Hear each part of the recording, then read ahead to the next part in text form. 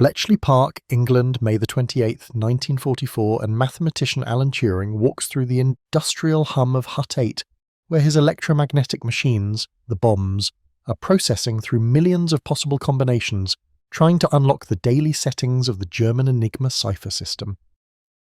In 6 rooms across the estate, 211 bomb machines are running day and night, operated by young women from the Women's Royal Naval Service, who monitor the spinning rotors and wait for the machines to stop, signalling a possible breakthrough. What Turing and the 7,000 other codebreakers at Bletchley Park cannot fully grasp is that their invisible war against German codes has already determined the outcome of the greatest invasion in history, an operation that will begin in just 9 days at beaches the Germans do not expect to defend. The intelligence these codebreakers are producing, codenamed Ultra, has given Supreme Commander Dwight Eisenhower something no military commander in history has ever possessed: the ability to read his enemy's most secret communications in near real time, to know not just where German divisions are positioned, but what their commanders believe about Allied intentions. But the story of how this intelligence came to shape D-Day does not begin in England, does not start with captured submarines or American heroics, but in a small office in Warsaw, Poland, where 3 mathematicians are about to accomplish what the German military believes is impossible. Warsaw, December 1932, and Marian Rejewski, a 27-year-old mathematician working for the Polish Cipher Bureau, is staring at columns of intercepted German radio messages that appear to be complete gibberish, the product of a commercial encryption device called Enigma that the German military has modified for its own use. The machine itself is not so secret. Polish intelligence has purchased commercial versions at trade fairs, but the military modifications and daily operating procedures remain unknown, creating codes that seem mathematically unbreakable with 150 quintillion possible combinations. What German cryptographers do not know is that Rejewski possesses something they never anticipated: a mathematical mind capable of seeing patterns where others see only chaos, combined with intelligence materials provided by a French agent, including manuals that describe some of the machine's internal workings. Working with fellow mathematicians Jerzy Rosicki and Henryk Zygalski, Rejewski does not try to capture an Enigma machine or steal codebooks. He does something far more remarkable. He deduces the internal wiring of the machine's rotors through pure mathematical analysis, working out the logical structure without ever seeing the actual device. By 1933, the Poles are regularly reading German military communications, a breakthrough that would remain one of the most closely guarded secrets in intelligence history. The Polish team creates mechanical devices called bombs, electromechanical machines that can test thousands of rotor positions per hour, reducing the time needed to break each day's Enigma settings from weeks to hours.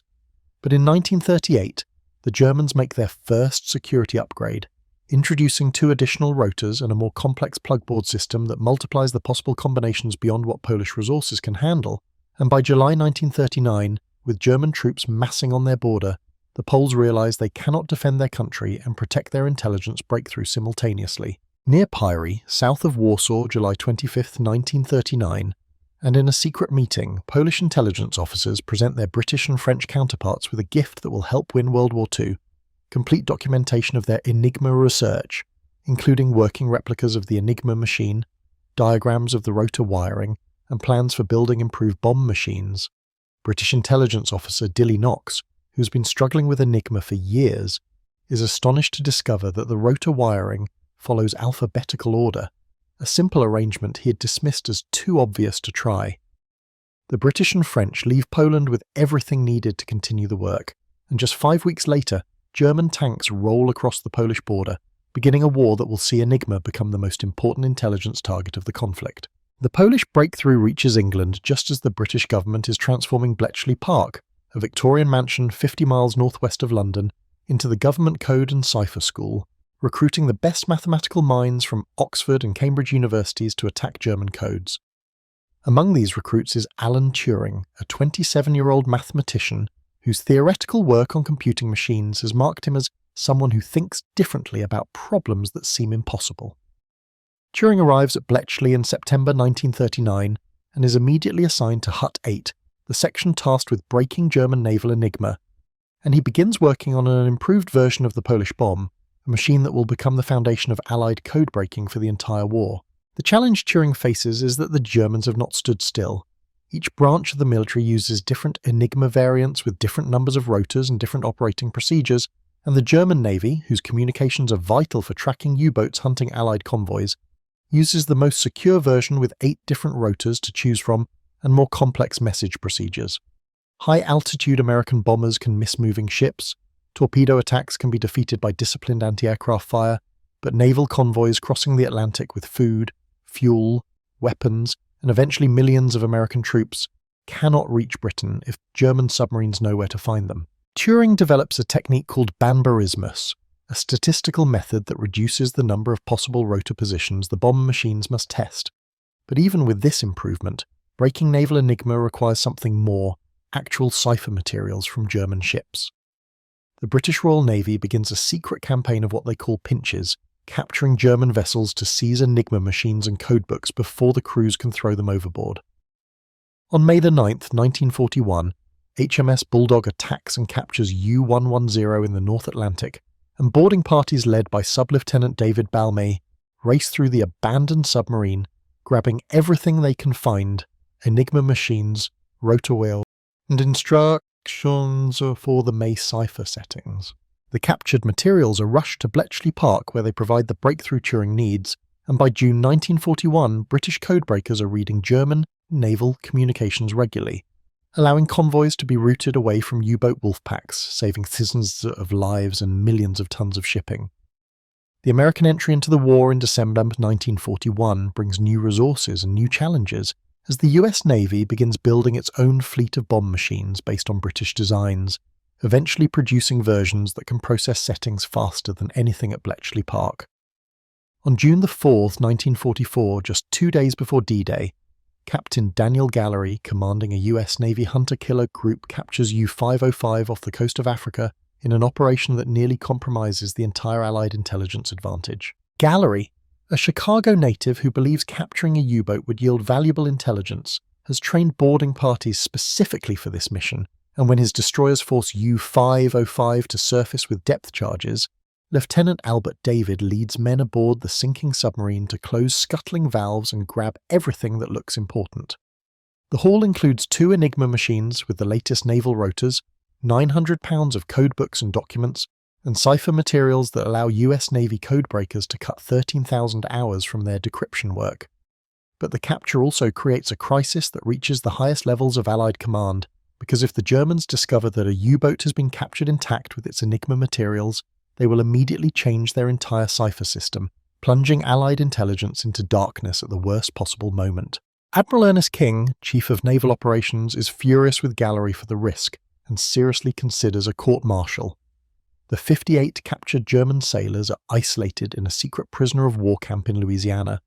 Their letters home are intercepted, and the Red Cross is denied access to them, all to maintain the fiction that U-505 went down with all hands. The deception works. German Naval Command declares the crew dead and never suspects that their cipher system has been compromised, and the Enigma materials from U-505 continue to provide intelligence through the end of the war. But by June 1944, the real intelligence revolution is not happening in captured submarines or daring naval raids. It is occurring in the wooden huts and concrete blocks of Bletchley Park, where the scale of code breaking has grown from a cottage industry into an industrial process, handling nearly 5,000 Enigma messages per day. The bomb machines designed by Turing and are refined by engineer Harold Keane at the British Tabulating Machine Company have evolved into sophisticated devices standing 7 feet high and weighing over a ton, containing 108 drums that simulate Enigma rotors, capable of testing over 17,000 rotor positions per hour. By 1944, there are 211 bombs operating across Britain, most of them at outstations away from Bletchley itself, tended by Women's Royal Naval Service operators who work 8-hour shifts monitoring the machines and recording when the drums stop, indicating a possible solution. The process has become so refined that messages intercepted by wireless stations scattered across Britain can be decrypted and translated within 2.5 hours of transmission, giving Allied commanders intelligence that is sometimes fresher than what German field commanders possess. The codebreakers have learned to exploit every weakness in German operating procedures, the tendency of operators to use the same message settings repeatedly, the inclusion of weather reports at predictable times with predictable formats, and the German habit of spelling out numbers rather than using the keyboard's number row, which means the word eins, German for 1, appears in 90% of messages, providing what codebreakers call cribs, known plaintext that helps the bomb machines find solutions faster. Bletchley Park has also broken codes the Enigma users themselves do not suspect are vulnerable, including the WW2 Enigma, used by German military intelligence to communicate with their agents in Britain, a breakthrough achieved by Dilly Knox in December 1941 that proves crucial because it allows British counterintelligence to read instructions being sent to German spies, most of whom have actually been captured and turned into double agents feeding false information back to Berlin. This capability, combined with the Enigma decrypts that show what German commanders believe about Allied invasion plans, gives British intelligence something unprecedented: the ability to run a deception operation with real-time feedback, to watch through intercepted messages as German commanders absorb the false intelligence and adjust their defences accordingly. The deception plan, codenamed Operation Fortitude, becomes the most elaborate military deception in history, designed to convince German High Command that the Allied invasion will strike at Pas-de-Calais, the narrowest part of the English Channel, rather than at Normandy, 150 miles to the west. Fortitude South, the main component targeting Calais, involves creating an entirely fictional army, the 1st United States Army Group, or FUSAG, supposedly commanded by General George Patton and based in southeastern England. The deception includes inflatable tanks and dummy landing craft visible to German reconnaissance aircraft, fake radio traffic simulating the communications of a massive invasion force, and most importantly, double agents feeding carefully crafted lies directly to German intelligence officers who believe they are receiving accurate reports from their spies in England. The most successful of these double agents is Juan Pujol Garcia, a Spaniard codenamed Garbo by the British, who has created an entire fictional network of 27 imaginary sub-agents supposedly scattered across Britain reporting on Allied military movements. Garbo's reports are so convincing that German intelligence considers him their most valuable source, never suspecting that every word he transmits is carefully scripted by British handlers to reinforce the Fortitude deception. On June 1, 1944, just 5 days before D-Day, Bletchley Park decrypts a message from the Japanese ambassador to Germany, Hiroshi Oshima, reporting to Tokyo about a recent conversation with Adolf Hitler. And the decrypt reveals that Hitler is convinced the main Allied invasion will come at Pas-de-Calais, with diversionary attacks in Norway and the Mediterranean, confirming that Fortitude is working exactly as planned. The Enigma decrypts provide Allied commanders with something military planners dream about but rarely achieve: certainty about what the enemy believes, allowing Eisenhower to know not just that the Germans are deceived, but exactly what they think they know and how they plan to respond. Bletchley's intelligence has given D-Day planners a complete picture of German defences in France, identifying all the 58 German army divisions, their locations, their strength, their commanders, and their readiness status. This intelligence reveals that Field Marshal Erwin Rommel, commanding German forces defending the coast, has focused his strongest defences at Pas-de-Calais, leaving Normandy comparatively weaker, exactly what Fortitude intended. But ultra-intelligence also reveals dangers that force changes to the invasion plan. Decrypts show that the German 352nd Infantry Division has moved to positions directly behind Omaha Beach just weeks before D-Day, turning what planners expected to be a lightly defended landing zone into one of the war's bloodiest battlefields. The intelligence gives American commanders no time to change the landing site, but does allow them to adjust its tactics and warn the assault troops they will face heavier resistance than originally briefed. As D-Day approaches, Bletchley Park takes an unprecedented risk to ensure real-time intelligence support, setting up a wireless interception station in Hut 18 to monitor German Enigma traffic directly, rather than waiting for messages to be forwarded from outlying stations, cutting precious minutes from the decryption process. On June the 5th, the day before invasion, Bletchley decrypts a message that Winston Churchill personally couriers to Eisenhower, intelligence showing that Hitler has sent orders to Rommel indicating he believes the Normandy landing will be a feint to draw troops away from the real invasion at Calais 5 days later. And Rommel is ordered not to move any troops from Pas-de-Calais. This message confirms what Allied commanders most need to know, that even at the last moment, the Germans remain deceived about where the true invasion will strike. The first Enigma message intercepted on D-Day arrives at Bletchley Park at 1:52 a.m. European time, a German naval order putting all units of the 2nd Defence Division on immediate readiness, suggesting that German commanders have detected something unusual, possibly the first parachute drops or increased naval activity. Over the next 24 hours, Bletchley decrypts 182 Enigma messages from German naval and army units, providing Allied commanders with a real-time picture of how the Germans are responding to the invasion, and what these messages reveal is confusion, hesitation, and most importantly, continued belief that Normandy is a diversion. At 6:03 a.m., German Naval Command reports enemy landing craft approaching multiple beaches, but later messages show German commanders are still trying to understand the scale of the invasion, with some suggesting this might be a reconnaissance in force rather than the main assault. The ultra-intelligence flowing from Bletchley allows Allied commanders to see that German reinforcements are not being rushed to Normandy, that panzer divisions are being held in reserve near Calais, waiting for the main invasion that will never come. 3 days after D-Day, Garbo sends a message to his German handlers claiming that most Allied units have remained in England and that the main invasion targeting Pas-de-Calais is still imminent, and German intelligence accepts this assessment without question, continuing to hold forces away from Normandy even as Allied troops are securing the beachhead. The success of the deception can be measured in concrete terms. It will take 7 weeks, until late July, before German High Command finally realizes they have been deceived and begins transferring the full weight of their reserves to Normandy, by which time over 1 million Allied troops have landed and the breakout from the beachhead is underway. Without the fortitude deception, without the intelligence that allowed planners to shape German beliefs, those German reserves would have counterattacked within days of the landings, potentially crushing the invasion before the Allies could establish a secure foothold. The casualties on D-Day are horrific enough. Over 10,000 Allied casualties, including more than 4,000 dead. But military historians estimate that without ultra-intelligence and the deception it enabled, casualties could have been double or triple that number,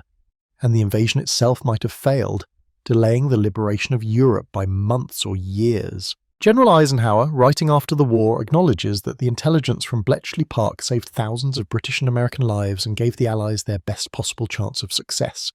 though even he does not know the full scope of what the Codebreakers achieved because much of the Bletchley operation remains classified for decades after the war ends. The secrecy surrounding Bletchley Park is so complete that the thousands of people who work there are forbidden to speak about their service, even to their own families, and this vow of silence holds for 30 years after the war ends. Winston Churchill visits Bletchley in September 1941 and calls the Codebreakers the geese that laid the golden eggs but never cackled, a tribute to their ability to keep secrets that could change the outcome of the war if revealed. The captured crew of U-505 are not returned to Germany until 1947, 2 years after the war ends, after the Kriegsmarine has already declared them dead and their families have mourned them because the US Navy cannot risk revealing that Enigma was compromised even after Germany surrenders. The reason for this extreme secrecy becomes clear in the late 1940s and 1950s when Western intelligence discovers that many countries continue to use Enigma machines, believing them secure because the Allies carefully sold captured machines to developing nations after the war without revealing they could read every message, extending the intelligence advantage for another decade. The story of Enigma code-breaking does not begin to emerge publicly until the 1970s when the British government finally releases some information about Bletchley Park, and even then, the full details remain classified until the 1990s. Polish mathematicians who made the original breakthrough receive little recognition for decades, their achievement overshadowed by the dramatic story of Alan Turing and British codebreakers, though historians now acknowledge that without the Polish work shared in July 1939, the British effort would have been delayed by years, possibly too late to affect the war's outcome. Turing himself receives no public recognition during his lifetime, and his treatment after the war by a government that prosecuted him for homosexuality remains one of the great injustices in British history. His wartime achievements kept secret even as authorities persecute him for who he loves. It is not until 2014, with the release of the film The Imitation Game, that Turing's name becomes widely known, though the film simplifies and dramatizes events in ways that sometimes obscure the true history of collective achievement at Bletchley Park. The captured Enigma materials from various sources played their role in the intelligence victory. The Polish breakthrough provided the foundation. British pinches from ships like U-110 gave Bletchley the cipher materials it needed to maintain access to German communications, and the American capture of U-505, despite the risks it posed, provided valuable materials that shortened decryption times in the crucial months before D-Day. But the real story is not about any single capture or any individual genius. It is about an industrial intelligence operation that processed thousands of messages daily, about young women operating complex machines for 8-hour shifts in wooden huts, about mathematicians finding patterns in seemingly random text,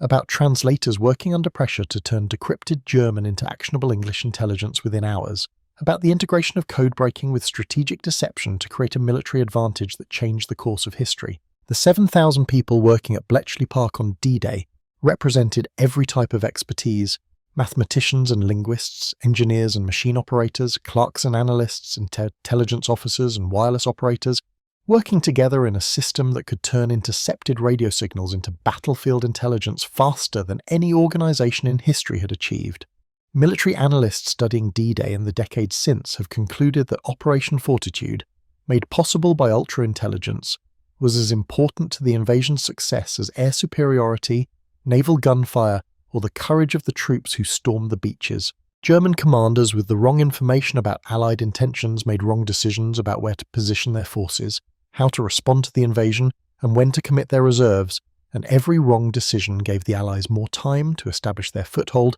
and build up forces for the breakout. The 7-week delay before German reinforcements arrived in strength at Normandy was not luck or German incompetence. It was the direct result of a deception operation that British intelligence monitored and adjusted in real time, using Enigma decrypts to see what German commanders believed and what orders they were issuing. Without this capability, without the ability to read enemy communications and verify that deception was working,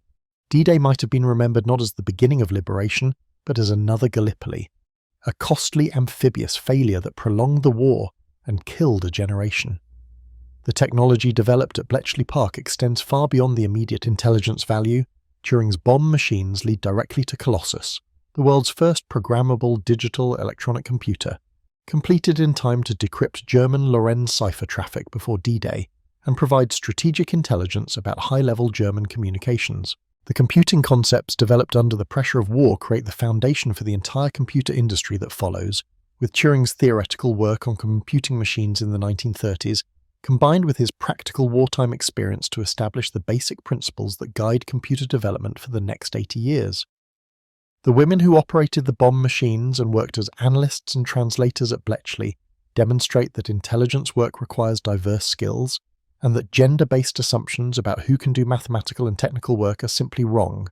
though it takes decades before their contributions receive proper recognition. The collaboration between Polish, British, French, and American codebreakers shows that intelligence work succeeds through sharing knowledge and building on each other's achievements, that no single nation or individual has a monopoly on innovation,